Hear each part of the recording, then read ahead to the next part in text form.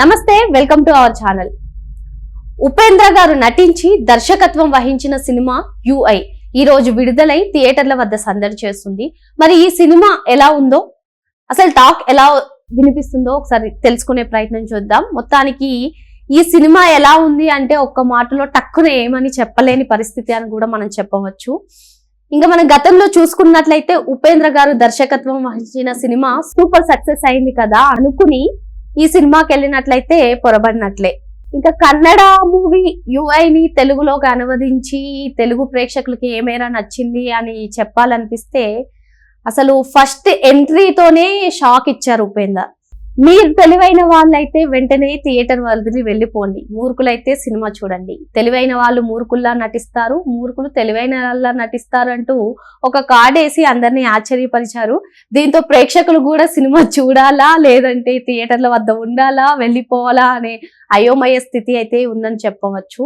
ఇంకా సినిమా విషయానికి వస్తే అసలు యుఐ సినిమా ట్రైలర్ కానీ లేదంటే ఇంతకు ముందు వచ్చిన పోస్టర్స్ కానీ చూసి అందరూ గ్రాఫిక్స్ ఎఫెక్ట్ ఉంటుంది అని ఎక్స్పెక్ట్ చేసి ఉంటారు. నేనైతే అలాగే ఎక్స్పెక్ట్ చేశాను, గ్రాఫిక్స్ తో ఉంటుంది, సో సినిమా చూడాలి అని అనుకున్నాను. కానీ అక్కడికి వెళ్ళిన తర్వాత సినిమా స్టోరీ అంతా వేరు.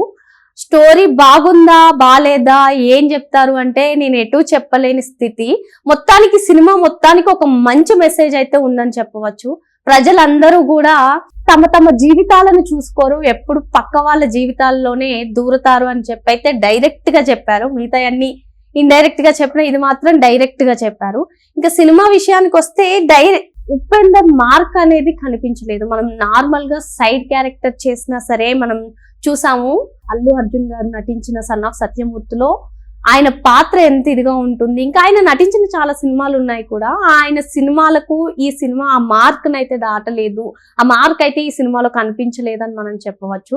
అసలు స్టోరీ విషయానికి వస్తే ఒక మంచి కాన్సెప్ట్ అని చెప్పవచ్చు. కథ విషయానికి వస్తే అంటే ఒక మంచి మెసేజ్ ఇవ్వాలి అనుకున్నారు, కానీ ఈ మెసేజ్ ని కంటెంట్ ని స్క్రీన్ ప్లేలో అంటే ప్రేక్షకులకు చూపించడంలో విఫలమయ్యారని మాత్రం చెప్పవచ్చు.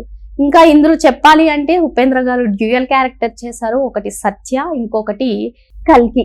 సత్య అనేది ప్రజలను ధర్మం వైపు, ప్రజలు బాగుండాలి మంచి వైపు ఉంటే, కల్కి తన తల్లి అంటే నేచర్, మాక్సిమం అది నేచర్ తో పోల్చారు. ఇప్పుడు వచ్చే ఏవైనా సరే నేచర్ ని మొత్తం ఏ విధంగా అయితే మనం నేచర్ ని అయితే సర్వనాశనం చేస్తున్నామో అదే విధంగా తన తల్లి నేచర్, ప్రకృతిమయంగా ఉండే తనని ఈ ఏమన్నా అవనివ్వండి, భూమిని నాశనం చేయనివ్వండి, వీటితో తనని వేధించారని చెప్పి తన తల్లికి న్యాయం చేయాలి అని చెప్పి వేరే రాంగ్ రూట్ లో వెళ్తాడు కల్కి. సత్య విషయానికి వస్తే సత్య ఇంకా ఈ సినిమాలో మెచ్చుకోదగ్గది ఏంటంటే ఈ కల్కి వచ్చి సత్యాన్ని బంధించినప్పుడు తన తెలివితో ఎలా బయటపడ్డాడు. ఒక్కొక్క స్టెప్ నుంచి ఎన్ని అవరోధాలు ఉన్నా సరే తన తెలివితో ఎలా కట్టు విప్పుకోవడం దగ్గర నుంచి బయటి ప్రపంచానికి అడుగు పెట్టే వరకు కూడా సత్య ఏ విధంగా పోరాటం చేసి తన బ్రెయిన్ కి ఏ విధంగా పదును పెట్టి బయటపడ్డాడు, అది ఒక మంచి అంశం అని మనం చెప్పుకోవచ్చు. ఇంకా కల్కి విషయానికి వస్తే కల్కి పాత్రలో ఉపేంద్ర ఈ పాత్ర ఏదైనా కానివ్వండి, కల్కి పాత్ర కానివ్వండి, సత్య పాత్ర కానివ్వండి, ఉపేంద్ర అయితే చించేశాడని చెప్పుకోవచ్చు. కానీ స్టోరీ పరంగా ఇంకొంచెం బాగా చెప్తే, ఇంకొంచెం బాగా కనెక్ట్ అయితే బాగుండేది, స్క్రీన్ ప్లే వర్క్ ఇంకొంచెం బాగుండేది అనిపించింది. డైవర్ట్ అయిపోయాను. కల్కి విషయానికి వస్తే ఆఖరికి సత్యాన్ని కూడా బంధించి ప్రజలను ఏ విధంగా కష్టపెడతాడు, అసలు తన గురించి తను పొజిషన్ లో ఉండడానికి ఇందులో సాయి కుమార్ గారు తమ్ముడు రామకృష్ణ గారు కూడా యాక్షన్ చాలా బాగుంది. సాయి కుమార్ గారు తమ్ముడు యాక్షన్ కూడా, ఆయన కామెడీ, మొత్తానికి సినిమాలో కామెడీ అయితే బాగుందని చెప్పవచ్చు. ఎవరి దగ్గర కానివ్వండి, పంచ్ డైలాగ్ సెటారికల్ గా కానివ్వండి, ప్రజలను మోసం చేసి ఎలా చేస్తారు, లాస్ట్ కి ఫుడ్ కూడా దొరకకుండా ఎలా ఉంటుంది అని చెప్పి. ఇంకా చెప్పాల్సి వస్తే ఈ సినిమాలో హీరోయిన్ క్యారెక్టర్ వేస్ట్ అని చెప్పుకోవచ్చు. ఒకే ఒక సాంగ్ కోసం ఆమెను తీసుకున్నారు అన్నట్టుగా తెలిసింది. హీరోయిన్ పైన కూడా కొంచెం ఫోకస్ పెడితే బాగుండేది అనిపించింది. ఇంకా మ్యూజిక్ విషయానికి వస్తే మ్యూజిక్ కూడా ఏం అంత ఆకట్టుకోలేదు. ఇంకా కొన్ని సాంగ్స్ మ్యూజిక్, బ్యాక్గ్రౌండ్ మ్యూజిక్ అది బాగుంటే బాగుండేది అనిపించింది. ఇంకా కల్కి ఎంట్రీ అప్పుడల్లా గుర్రం షాట్ అయితే చాలా బాగుంది. ఇంకా మొత్తం స్టోరీ చెప్పేస్తే బాగుండదు, స్టోరీ ఏం లేదు కూడా. ఇంకా మీకు అసలు ఏంటి స్టోరీ అని చెప్పడానికైతే ఎవరైనా చూసిన వాళ్ళు, ఈవెన్ నేనైనా ఎవరైనా సరే ఇంతే స్టోరీ అని చెప్పుకోవడానికి ఉంది. అది ఎండ్ కూడా ఎండ్లెస్ గా ఉంది. మరి మీకు ఏ అనుభవం వస్తుందో, మీరు ఏం చేయాలో, మీకు ఏ విధంగా నచ్చుతుందో మీరు వెళ్తేనే మీకు తెలుస్తుంది. ఇంకా చెప్పాలి అంటే ఈ సినిమా సన్నివేశాలకి ఏదైతే ఒక్కొక్క సన్నివేశం వస్తుందో ఒక్కొక్క దానికి పొంతన లేదని చెప్పుకోవచ్చు. సడన్ గా ఒక సీన్ వస్తుంది, నెక్స్ట్ ఇంకో సీన్కి వెళ్ళిపోతాం, ఏంటి అసలు ఏం జరుగుతుందనే అయోమయం కూడా ఉంటుంది.